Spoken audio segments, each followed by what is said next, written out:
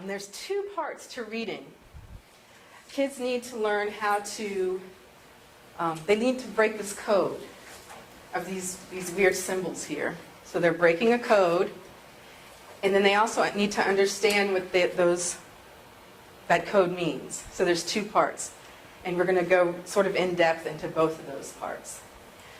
And so in this next slide, some of you might have to come up here, but I want you to break this code. So this is what I want you to decipher by using this. So do you understand what I'm asking?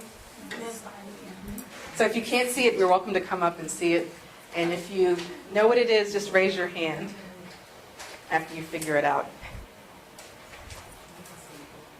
Okay, I'm going to wait till a couple other people get it.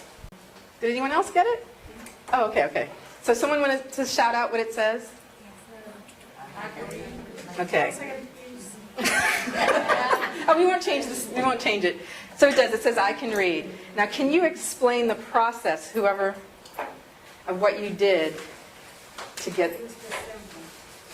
Okay, someone said what?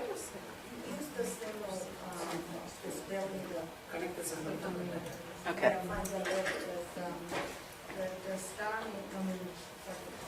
Right. So that the star meant H, or wait, sorry, C.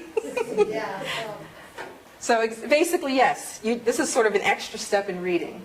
You're basically figuring out, like she said, the star meant C, and C has the K sound, and you had to put it all together. So that's basically what kids are doing. What they're looking to read, when they're first looking at things to read, it just looks like this. Just arbitrary shapes. And they've got to figure out that these shapes have sounds.